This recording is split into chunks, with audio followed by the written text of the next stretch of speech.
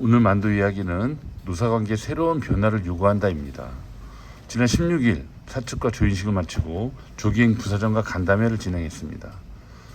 2012년 직장폐쇄 이후 10년 동안 노사관계를 총괄하던 김광원 대표이사 체제가 막을 내리고 새로운 총괄 체제가 들어선 것을 계기로 마련한 자리였죠.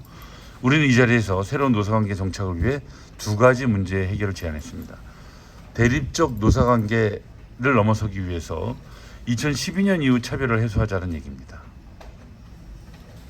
단일 노조 시절 만도 노사관계의 큰 사건은 두 가지입니다.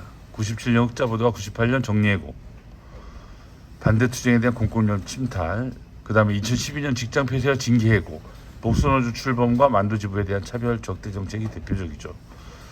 98년 공권력 침탈과 강제 희망퇴직에 대해서는 원상회복 과정을 겪었지만 2012년 이후 차별과 적대 정책은 해소되었다고 할 수 없습니다. 이 문제 해결을 통한 더 나은 노사관계를 제안했습니다. 인원충원 언제까지 머물 것인가? 당장 익산부터 채용해야 합니다.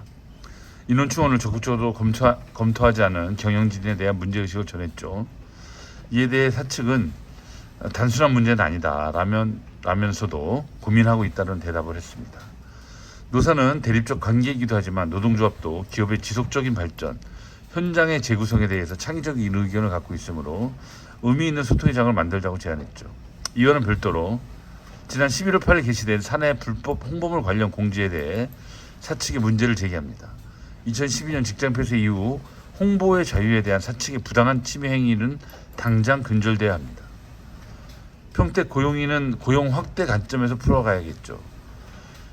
우리는 전사 차원의 대응이 중요한 이유와 전사적 관점에서 국내 공장을 제동, 조양, 현가 공장에서 샤시 종합 공장으로 전환을 준비하자는 제안을 했죠. 이에 대한 만도노조의 판단은 만도노조의 몫이겠죠. 증설과 외주 사이 관심은 고용을 대폭 늘리는 방향으로 하자는 겁니다. IDB 증설과 캘리퍼 라이 외주의 사이에서 우리가 놓치지 말고 관심을 가져야 되는 방향은 오직 하나, 고용이 늘어나야 한다는 겁니다. 사측이 증설에 걸맞게 외주를 추진하는 것처럼 하지만 그런지 확인해야 되겠죠. 증설에 필요한 인원보다 외주로 인해 재배치될 인원이 많다면 고용위를 통해 고용 불안을 가중시키는 죽 서서 개 주는 꼴이 되고 맙니다. 우리가 사측 외주 추진을 우려하는 이유는 IDB 증설에 따른 인원을 사측 입맛에 맞는 사람으로 채우려는 경향이 있을 것이 뻔하고 정년 퇴직자가 발생함에도 불구하고 지원부서에는 인원을 충원하지 않는 등 고용 문제를 지속적으로 야기시키기 때문입니다. 그러므로 이번 고용안정위원회는 고용 문제 해소하는 과정으로 삼아야 되겠죠. 특히 연말 정년 퇴직을 앞두고 있기 때문에 적정 인원 문제가 남습니다. 올해 전 공장 퇴직자는 약 76명, 평택만 31명입니다. 이런 관점에서 전 공장이 적정 인원으로 운영되는지 따져봐야 됩니다. 동료들 중에는 전체적으로 남는 인원이 많은데 들추지 말자라는 이들도 있죠. 하지만 인원이 남는다면 감춘다고 해소되는 것도 아니죠. 문제가 발생한 그 지점이 바로 해결을 모색해야 할 출발점입니다. 당장 익산은 신규 채용이 불가피하죠.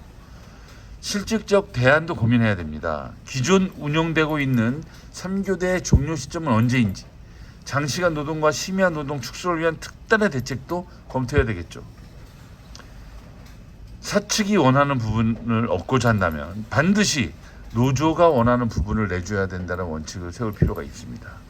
해서 한 예로 장시간 노동, 심야 노동 축소를 위해 영원한 3교대가 아닌 한시적 3교대, 그리고 한시적 3교대를 전제로 한 4조 또는 5조 3교대를 요구할 수도 있겠습니다. 이상.